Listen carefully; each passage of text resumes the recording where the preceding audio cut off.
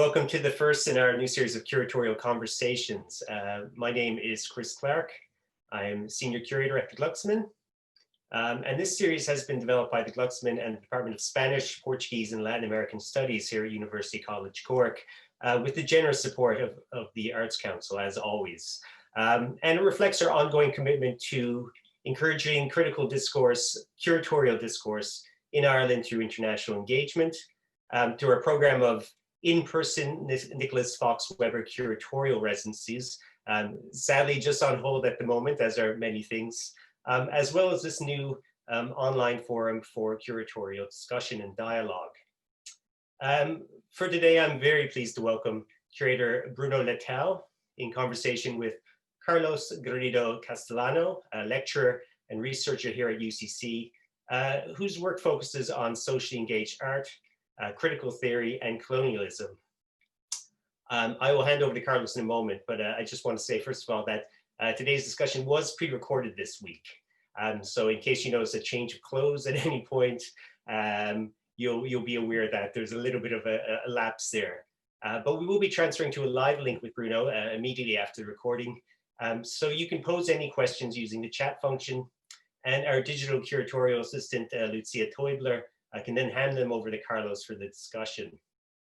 Like many of you, we're still getting used to the technology, so please bear with us throughout the talk today. And also, I recommend that during the stream, you switch to speaker view, so you get a much clearer picture, and you see our guests in full wide view perspective.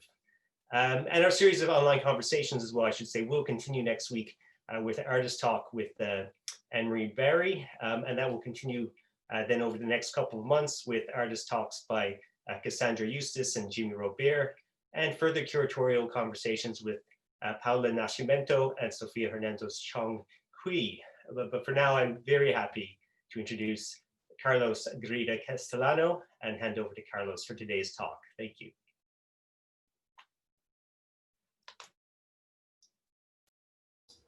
Thank you so much, Chris, for this wonderful introduction. My name is Carlos Garrido. I work at the Spanish, Portuguese and Latin American Department, and I want to thank the Glucksman for having us here in this wonderful series in which we will try to question what does it mean to curate and to rethink the role of curatorship in our present days in light of recent changes. I wanted to say also thank you to Cassilac.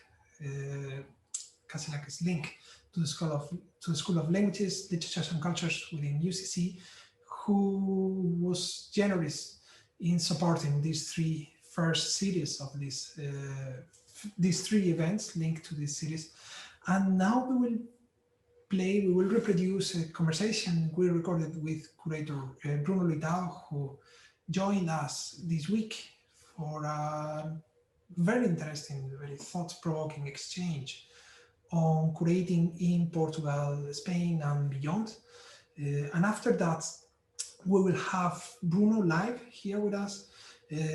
So I will ask you to to use the chat to share with us any questions you want to pass on to Bruno, and we will forward these questions to him after the pre-recorded version ends. But for now, I will leave you with the pre-recorded conversation we had this week. Thank you so much. First of all, thank you for the invitation. It's always a pleasure to talk to you, Carlos.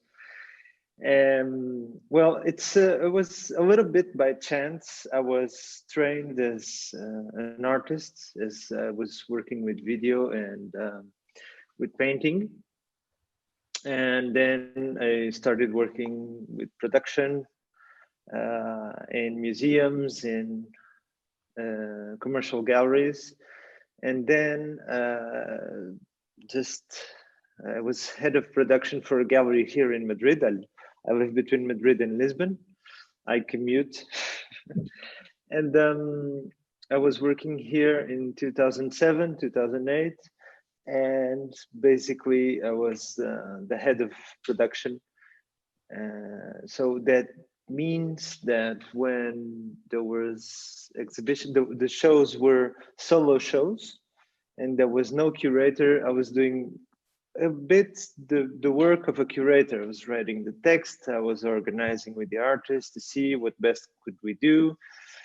And then one Spanish artist that is from Barcelona, which I admire a lot, Ignacio Valli.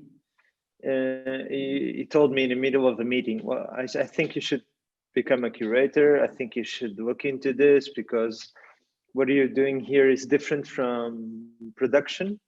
And I was like, oh, and that's the first time I started thinking about it. So then I went back to Portugal and I started to work in another gallery. And at the same time, I started the master in Curatorial Studies at Gulbenkian and the Faculty for Fine Arts in Lisbon. So that's a little bit how I started. So I was an artist, I became a producer, and then I became a curator. So it's a kind of a, and at the time, I felt that all the curators that I knew came from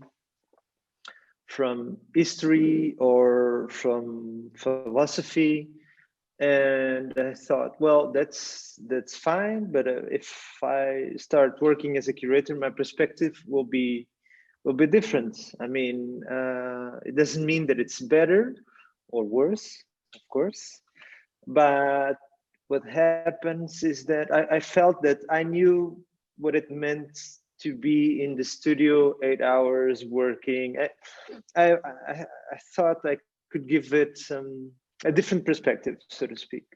So that's how I ended up being a curator. And that process, Bruno, took place while Portugal and Lisbon were somehow redefining themselves and becoming creative hubs in touch with not only Portuguese-speaking countries, but also with many other locations. In which ways was this transformation an influence? Or what's the role, let's say, that this new rebranded image of Lisbon played in your career? This was before, I mean, it's, if we talk about the image of Lisbon, the rebranding of Lisbon, it's a fairly recent thing. I mean, in the last 6 to 7 years, it was the big changes happened. It started in '98, of course, with the World Expo and everything. But I mean, what we feel right now, this kind of the new Berlin, this craziness, it's something much more recent. I'm not sure if I'm going to answer your question, but the thing is, I started, I mean, the process with the World Expo, I mean, Portugal was always like the end of Europe. I don't want to use psychological terms, but there was this kind of feeling that we were always importing everything, and even the big museums, as you know, and as you've written about it, were always doing exhibitions that were imported in some way. All the expertise was imported, all the curatorial work was imported, and it was great when you could see a MoMA exhibition being brought in to Portugal. This was kind of like the atmosphere. And at the same time, we had this, in '98, we had this World Expo where the basic theme of it was a success worldwide. And the basic theme was Portugal and its former empire. So kind of a very naive look into Portuguese colonialism, this kind of exaltation of how big Portugal is, such a small country in Europe now and so little influence, but once Portugal divided the world with Spain in two through the Treaty of Tordesillas. So this kind of narrative resurfaced back then.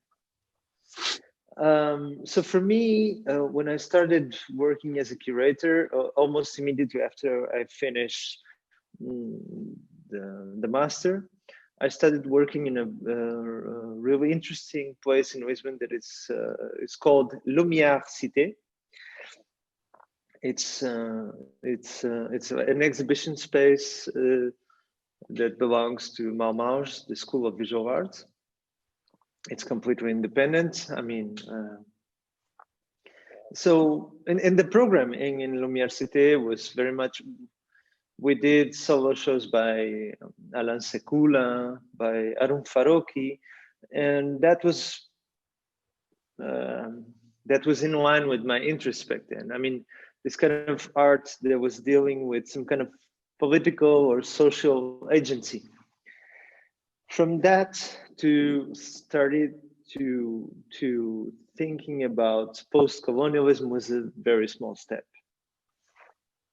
And that brings us to Hangar, I guess, and to my curatorial work as an independent today. I mean, it was, I had this feeling that I still believe that there is no art, there's no apolitical art. All art is political in some way. And sometimes what we call non-political art is almost reactionary, depending on the context, of course. It all depends on the context. But so I started to get more and more involved in that, and then we started Hangar, which was like 6 years ago. Well, we opened to the public 5 years ago, and back then we wanted to use Hangar to think about I mean, why are all the collections so wide? Why are all why is there the hegemonical centers of art are always located in Europe or not North America? What's up with this? And so, because Lisbon was the capital of this massive trafficking of people from Africa to the Americas and to the rest of the world, the slave trade. I mean, it was only natural for us to start to think if we were going to do an art center in Lisbon, we should reflect a little bit on this, and also try to do some exchanges with Latin America and with Africa, of course. I'm sorry, I took a long turn trying to make sense of what I've been doing for the last. That's where I was going in a way. I was going to Hangar, and I know, Bruno, it's very difficult to summarize these years in front of Hangar, because Hangar means lots of things. Yeah. Chris before, there is this educational side of it. There is this need to challenge the idea that colonialism is over, let's say, and that Portuguese society is so far away from its past as a colonial metropolis that this past doesn't have any influence, let's say, in present day Portugal, and that's especially urgent, let's say, after the country joined the European Union and became modernized and somehow presented itself as a cosmopolitan society. I see Hangar playing a huge role in questioning these narratives, in turning them into a more complex, let's say, approach to this multifaceted and fascinating city that Lisbon is. Can you summarize a bit your experience in front of Hangar? Oh, I'll try. What happens is that when I started out Hangar, I thought, well, it's we already had the art system in Lisbon already had some experiences with this kind of questioning with Próximo Futuro, as you know. So this was a kind of an ongoing event, that a program that was connected to the foundation Calouste Gulbenkian, and it dealt a lot with first of all, this kind of trying to get artists from Latin America and Africa, and trying to, alongside with artists from Europe and even North America, to think about these questions. And that's ended already. And I thought, well, we're going to start Hangar with this kind of program. I don't know if it's post-colonial, but we're gonna have these discussions and everything. But I felt back then, well, this is becoming fashionable. This is a subject that is becoming more and more discussed. So we'll be joined by others, I'm sure, but that's good. I mean, there will be a discussion. And 6 years later, this is not the case. I mean, there's not a lot of institutions working in a steady way about any problematics that has to do with North-South, post-colonialism. So this is a bit of a surprise for me. Adding to that, the political scene in Lisbon is becoming more, well, in the world, I guess, but it's becoming more and more complicated with the rise of far right, even in the parliament in Lisbon. And this, again, this getting back to the former greatness of Portugal. So politically, and I don't want to go into this right now, I think, but the discourse, it hasn't evolved a lot. But when we started out, we wanted to discuss this. And we want to discuss this without taking sides. I mean, of course we take sides, but we want to, my goal as a curator, even outside of Hangar, is to join artists from Europe and North America with artists from Latin America and Africa. And that's it, for the most part. It's not a political pamphlet. It's just, I'm interested in this kind of different discourses from different places in the world. And not so much art for art's sake all the time. So I'm interested in artists who work with agency in any place of the world. Of course, you tend to work more with certain continents than others because you get to know more artists, you become a little bit more specialized in what's happening in that geography. But in a nutshell, that's my goal as a curator. And Hangar it's a very special place because since the beginning, one of the objectives was to have researchers such as yourself, historians, artists, curators, and even the audience at the same table. That's why it's called Hangar Center for Artistic Research. I mean, my colleague, Monica Miranda, she's a co-director, and she's an artist and a researcher. So we wanted to do things a little bit different instead of being just centered in artists and curators. That's why we had seminars with historians, researchers. It's very common that we do an exhibition and then the artist talk for that exhibition is not with a curator, but instead it's with a researcher. So we bring a little bit of the academy into Hangar, and we try to connect these two worlds that seem very far apart sometimes. There's a lot of people investigating about art and culture and post-colonialism, if you will, but they're not usually so connected to museums or art institutions. And also, Hangar also meant that artists such as Luis Carnitzer, Coco Fusco, Jonah Confra, and many others came, and you collaborated with them. You were creating these exhibitions. Can you tell us a bit about that experience? Do you have any anecdotes? Not anecdotes, but what can you tell us about that process of bringing world famous artists, let's say, who also have a very critical take on mobility and art making and so on, into that space? Well, this is almost a personal story. I mean, since the beginning, I was very influenced by Luis Carnitzer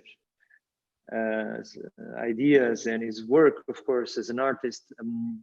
Everything that he does, his writings, was all very important to me because way back when I was trying to understand what was this Latin conceptualism, it was one of my main sources. Also alongside with Gerardo Mosquera, which we also brought to Hangar. So it was it was a dream since the beginning to bring him to Hangar. And actually in the first and the second year of Hangar, if I'm not mistaken, he went to Hangar and he gave a talk. He wrote a wonderful text on art and power and the redistribution of power, which is a concept that I've kind of assimilated from him a lot. That this notion that art is a means to redistribute power, power as in knowledge. So he did a conversation in Hangar, and then he did an exhibition last year, which was wonderful. I mean, we tend to invite the people who influence us to go to Hangar. And that has its challenges because we don't have a big budget. So that means that people come because they're fond of our way of working, in a way. And I think, did I answer your question? Yeah. Just, it's great. No, it's fine. Bruno, just one more thing in relation to Hangar. One of my best memories of that space include sharing food and attending music concerts. So I think that tells us a lot about how this space works. And can you expand a bit on the connection Hangar has with the neighborhood and the areas surrounding that center? Yeah, well, and since the beginning, we wanted to have a kind of a connection to our neighbors. I mean, we are located in Graça, which was not the center of Lisbon 6 years ago. Now it's center because the center has expanded so much and it's gentrified a lot. And from the beginning, we knew that we were going to be a gentrifying force. So we wanted to give something back, and we wanted to exchange with the local community.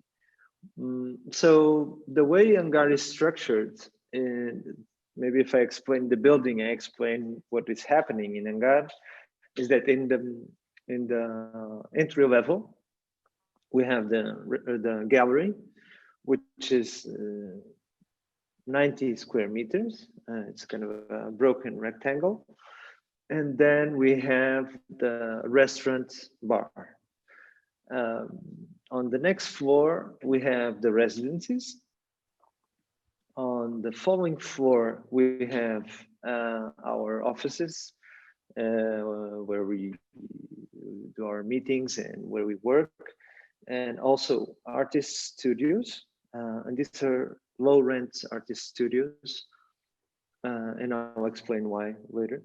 And now we have a co-work for artists that don't need a lot of space, but they want to be they want to work together with other artists, not in closed compartments.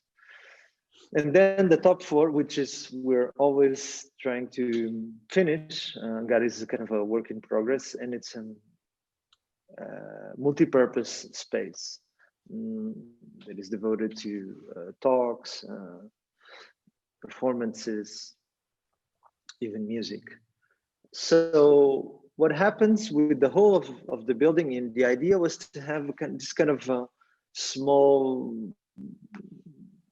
village where there's always people coming in and coming out. There's always a talk, there's always an exhibition, there's always local artists working in the artist studios, there's always artists from abroad doing residencies, or there's an open day related to the residencies. So that means that there's someone explaining his work or debating. So we wanted to have debates and this kind of get-togetherness inside of Hangar. So there's always food around. We do one event a year, which is called the Triangle Network Workshop. So we are part of this global network. And what we do, we have a certain number of artists that are not from Portugal, and the other half are from Portugal, or they're not from Portugal, but they currently live and work in Portugal. So during this workshop, which lasts 2.5 weeks, we have an invited chef, and he cooks for the artists and for the team, breakfast, lunch, and dinner. So that means that we have a full schedule with presentations, with talks, with visits to museums, to sites in Lisbon. But then we all convene at lunchtime, at dinner time. And this became very important for the modus operandi in Hangar. We felt that we wanted to connect people, especially artists, from the human point of view first, and then have them show their works to one another. And we felt this works because there's more exchange. Sometimes you don't relate to an artist's work, especially if you're an artist. Maybe you don't relate to this other artist's work, but you can relate to his ideas as a person. So you can connect, and then you can connect on a human level, and then you see his work in a more empathizing way. And this is important in a residency, because you can learn even from artists that you're not so interested in their work, or you can give something back. So this became very central to Hangar's specificity. And in the beginning, since we wanted to, everything is free in Hangar, or almost everything. I mean, we had 2 events in 6 years that were paid, and there were concerts. But usually it's all free access. And we used to do, in the beginning, we did this kind of Saturdays, like the Angolan Saturday. And we had Angolan food. We had never seen before films from Angola right after the independence, for instance, like historical films that they were not easy to see in Lisbon. And then we had a concert. So this program was developed not for the art crowd, but for everybody. So you have a very cheap, not cheap, but inexpensive meal, but very well cooked, working as an association, you know. And you had this meal around people from your neighborhood, and then you had this movie cycle, and then later on you had this concert of Angolan or Cape Verdean artists.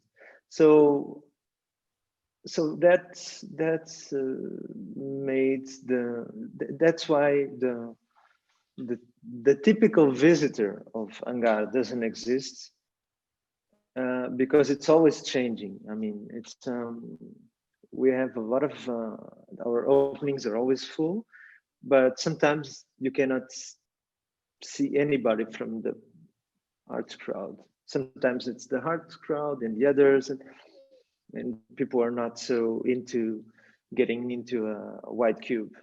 They're intimidated, but when we did these concerts, we kind of opened the doors, in a sense, for non-museum goers.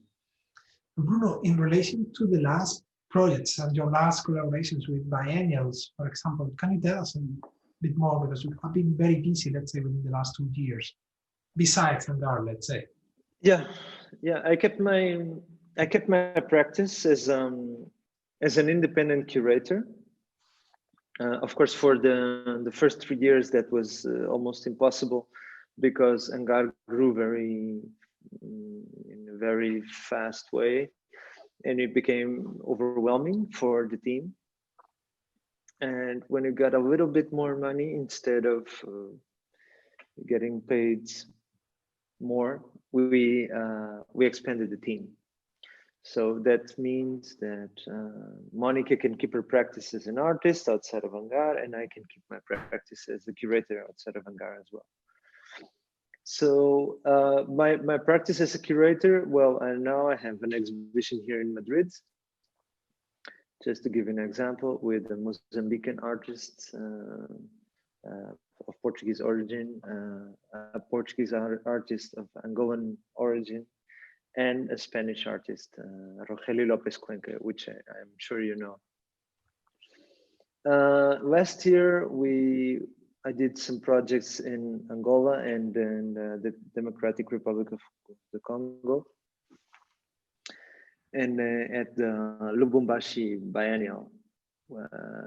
It was very special. I mean, it seems like ages ago now that you cannot travel, because it took me 32 hours of flights to get there, and it was an incredible experience. Of course, I was in Angola several times, but I had never been to RDC. And yeah, and we showed artists, European and African artists together, and that was one of the interests. We did a kind of a small show that was called Taxidermy of the Future, and this title was kind of we were trying to address or work with artists that address the past as critically, as a means to think the present or the future. So hence the term taxidermy, and as in a positive way. We wanted to stress this idea that you're forced to go into the past and look at it critically, to understand the future and to understand what you're living now. So we had, of course, Grada Quilomba, which she presented an incredible video, Echo and Narciso, and it's part of her Illusions project. And in this project, she analyzes, I mean, she creates this kind of analogy between European foundational myths, the history of Narciso and Echo, and she uses these stories to talk about racism in a video format. So it's very interesting. We had Kilwanji Kienda that was dealing with imaginary pasts from post-colonial, from post-independent Angola. And I mean, it all had to do with this kind of going back, addressing our sometimes too benevolent views of the past, and understanding why we keep some power structures in place that shouldn't be in place. So yeah, it was a wonderful experience. And Bruno, I'm thinking about the future. What's next? What are you working on now? Well, I cannot really tell because I'm doing a series of projects, but they're all kind of postponed because of COVID. But I can tell you that it's here in Madrid and in other places, and it has to do with this kind of augmenting this discussion on whiteness around art. So this is all that I can tell you. Bruno, for being here with us. Boa tarde. Boa tarde. Thank you so much for the invitation, and it's always great to talk to you. So looking forward. Around half an hour for different questions. I already got many. I'll try to choose. I'll try to look at as many as I can. But I'll start with a question that Allan sent. Thank you so much, Allan. Allan mentioned that we have a similar issue with importing culture with our national art museums. Sometimes it feels like we are just an outpost for the British art market, celebrating their culture instead of a wider European or Irish and never Asian and rarely non-Western. With poor levels of funding, this is inevitable, but there has to be a curatorial urge or agency to want more from different places to enrich our visual culture. Ireland shares different colonial legacy and many post-colonial issues that are similar to your case. How can, this is Alan's question, how can we decolonize better? That's a really good question. How can we decolonize better? Well, it's also complicated to answer this because there's no obvious answer. We do it in Hangar, and me personally as a curator, I do it through methodology. And what that means is that my teams are diverse. You gotta let people talk for themselves, and I don't get hampered in Hangar for lack of budget. So that means that I explain to artists what they're going to work with a reduced budget, and I try to make them understand the importance of what we're trying to achieve somehow. And they're mostly on board. I mean, we got amazing artists like Luis Kamnitzer on board because he understood that this was something that he wanted to support in a way. So more than the money that we had to offer him and that he deserves. I mean, he has a huge career, an impressive career, and he still works actively at 80 something years. So it was, he deserves more than we could possibly offer to him. But he did an amazing show with us. So I think if you do things, I think you have to have different people in your team that represent the people that you want that have a voice. Of course, this is me speaking as European white cisgender male heterosexual. So that means that I do a lot of exhibitions. For instance, just to give you an example, I do a lot of exhibitions that deal with feminism and everything, and I take a step back. I mean, as a director in Hangar, I tend to create the situation where people can have a voice, but then I don't speak for women, or I don't speak for non-whites. I mean, you just have to let people talk.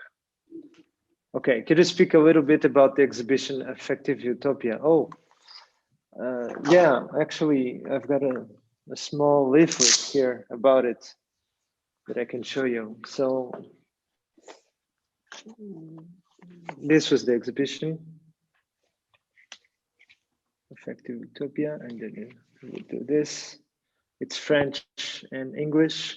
It's something that Hangar was invited to do at the Cadiz Foundation in Paris, and they basically invited us to do an exhibition that reflected on the program of Hangar.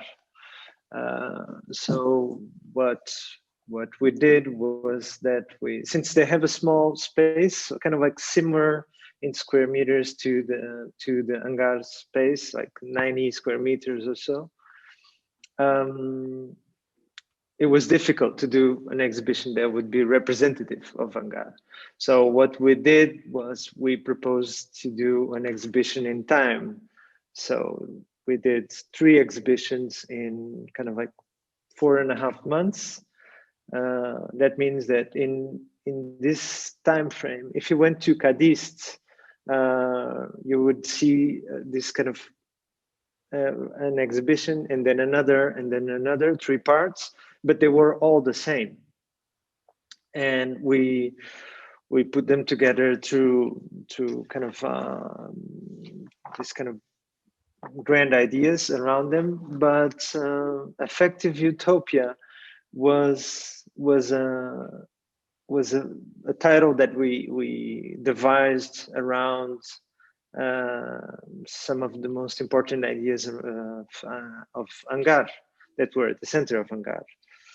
Hangar is a very illogical project. It was started by 4 people with no money, no space. We just had our ideas, and we had to find a kind of a space that we needed to negotiate, and we put it together through our work that we work. So it was very.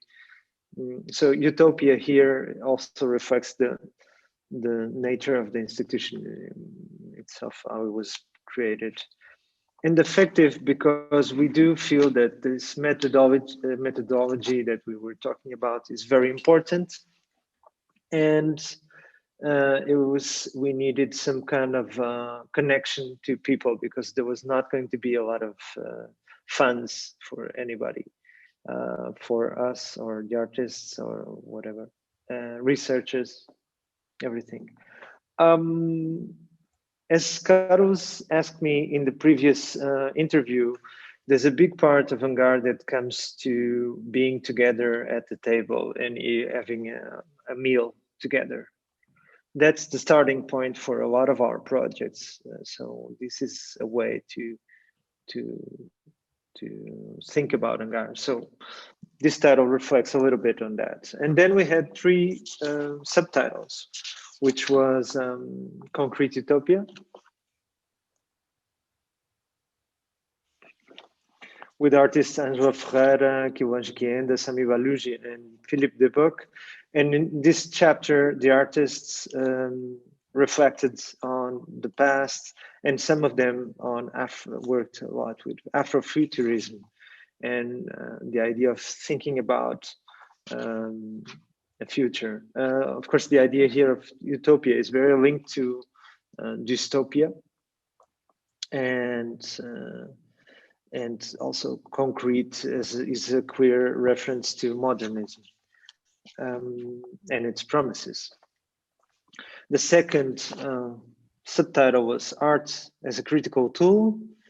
And of course, we had Luis Kamnitzer, that he was the person who coined this term, and Alfredo Jar and Rainer Levanovo. And the third was called The Body as a Political Tool. And of course, we worked with artists, Grada Quilombo and Paulo Nazaré, that use their bodies instead of hiding them, because there's this tendency to, which is understandable, to forego the artist's bio and their personal lives and just look at their work independently.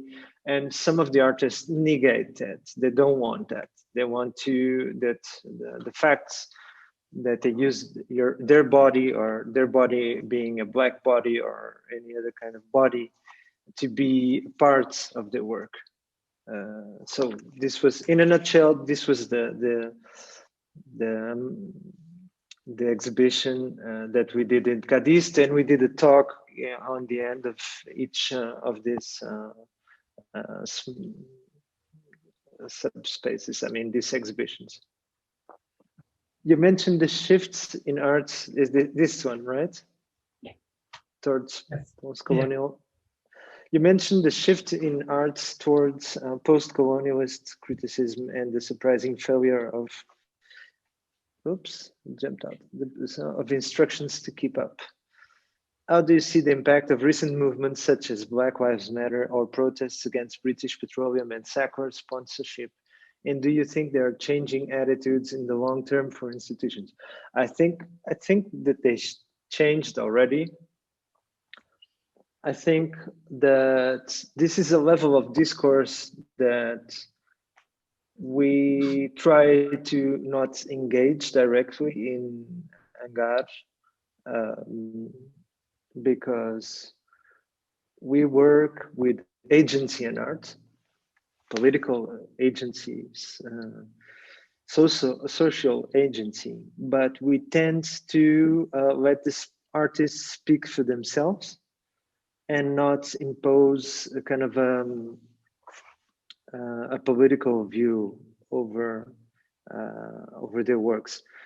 I'm very wary of curators that make political remarks using artists' works. So if you see our exhibitions, most of them are political, but you get the views from the artists. Of course, it's impossible for me to work with people who are against my personal beliefs. I think we all have a human side and our own frame and limits. I would not do an exhibition supporting Trump, or just to be obvious about it. But we do, I mean, Coco Fusco has a very different view of what's going on in Cuba than, for instance, an artist like Luis Camnitza. And we embrace a kind of different views politically, not opposing views. That's obvious. You cannot be anti-racist and endorse racism at the same time. We are anti-racist. You cannot be feminist and the opposite. But we try to let. I'm sorry, I'm repeating myself. But we try to let the work speak for themselves. I think the changes are already happening, because when you see British Petroleum and Sekula sponsorships being removed, that means that there's ethics became a part of this game of massive exhibitions and numbers of visitors, even for big institutions such as the thesis. So I think that it's something that it's creeping into the discourse, but I think it's interesting when it becomes part of the methodology. Like I said, I mean, you cannot have BP sponsoring you and then doing an ecofeminist exhibition. It doesn't make any sense. So I think that things are moving, and it's good that they're moving like this. Well, Bruno, thank you so much for not making exhibitions to support Trump. I think that's a, Okay. that's a very good contribution. Just to be obvious about The it. present state of things. We have Or Bolsonaro for that matter. we have a space for one more question, and I'm sorry to interrupt the dialogue here.